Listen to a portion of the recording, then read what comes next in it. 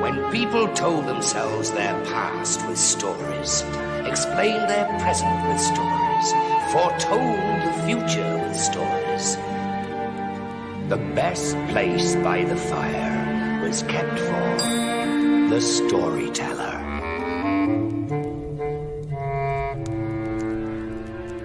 During his high school years, John Bosco, in addition to his intelligence and memory, had yet another talent, which was extraordinary and very valuable. Here is one of many incidents.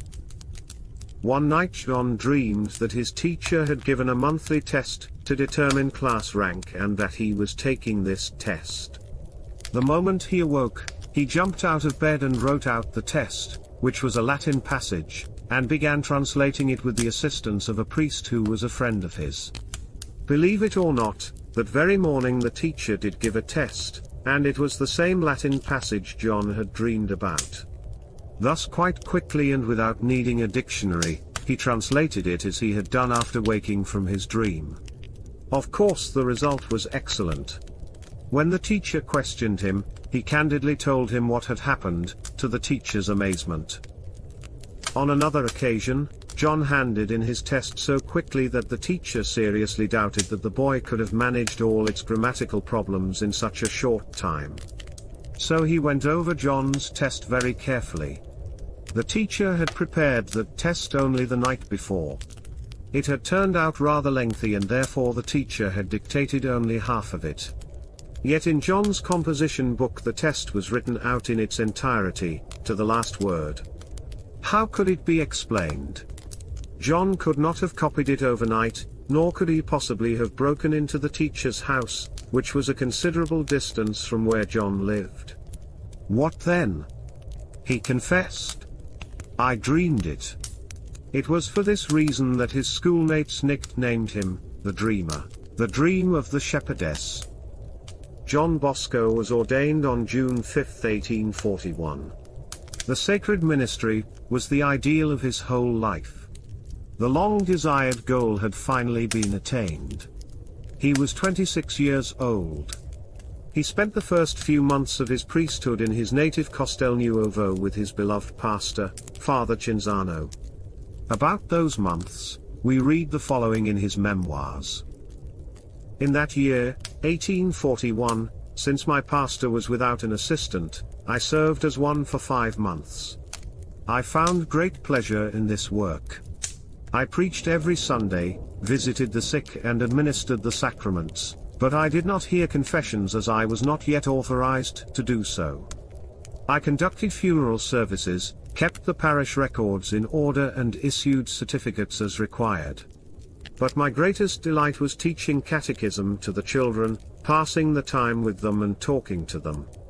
They often came from Murialdo to visit me, and whenever I walked home, they thronged around me.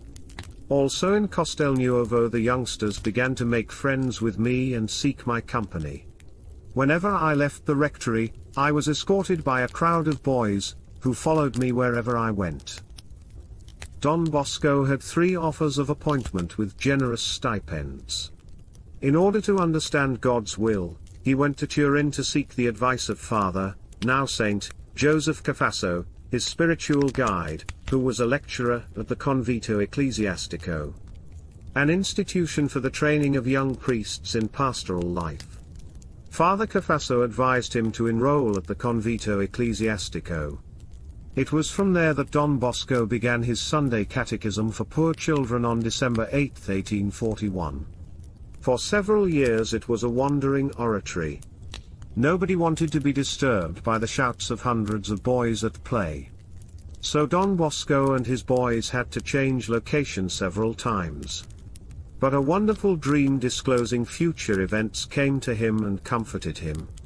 Let us narrate this dream in his own words from the pages of his memoirs. On the second Sunday of that year, 1844, I was to tell my boys that the oratory was being transferred to the Valdocco area.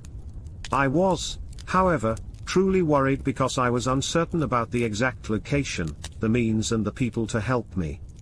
On Saturday night I had a new dream which seemed to be a sequel to the one I had had at Becky when I was about 9 years old. I think it best to put it down literally.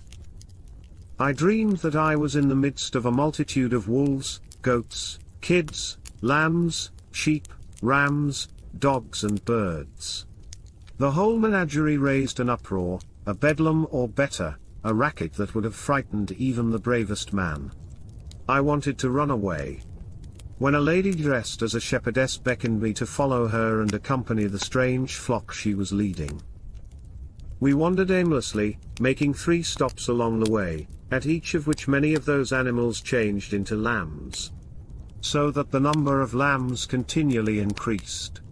After a long trek, I found myself in a meadow, where those animals were grazing and frolicking, making no attempt to bite each other. I was exhausted and wanted to sit by the roadside, but the shepherdess invited me to keep walking. A short distance away I came upon a large playground surrounded by porticos, with a church at one end. Here I noticed that 4/5 of those animals had become lambs. Their number was now very large. At that moment many young shepherds came to watch over them, but they remained only a short time and walked off. Then a marvelous thing happened. Many lambs turned into shepherds, and they took care of the flock. When the shepherds became too many, they parted and went elsewhere to herd other strange animals into pens. I wanted to leave because I thought it was time for me to say Mass, but the shepherdess asked me to look to the south. On doing so, I saw a field in which maize, potatoes, cabbage, beets, lettuce and many other vegetables had been planted. "Look again," she said. I did so, and I beheld a monumental church. In the choir loft I saw choristers and musicians who seemed to be inviting me to sing Mass. On a white streamer inside the church there was emblazoned in large letters, Hic Domus Mea. In Dei Gloria Mea. I wanted to leave because I thought it was time for me to say Mass, but the shepherdess asked me to look to the south. On doing so, I saw a field in which maize, potatoes, cabbage, beets, lettuce and many other vegetables had been planted. "Look again," she said. I did so, and I beheld a monumental church. In the choir loft I saw choristers and musicians who seemed to be inviting me to sing Mass. On a white streamer inside the church there was emblazoned in large letters, "This is my house, from here my glory will go forth." All was written in Latin. Still dreaming, I asked the shepherdess where I was, and the meaning of all this walking, the stops, the house, the church and then another church. "You will understand everything," she answered, "when with your bodily eyes you will behold all that you now see in your mind." I thought I was awake, and so I said, "I see clearly, and with my bodily eyes. I know where I am going and what I am doing." Just then the bell of St. Francis of Assisi Church rang the Ave Maria and I awoke. The dream lasted nearly the whole night, and there were many other details. At the time I understood little of it because, distrusting myself, I put little faith in it. As things gradually began to take shape, I began to understand. In fact, later on, this dream, together with another, formed the basis of my planning while at the refugio.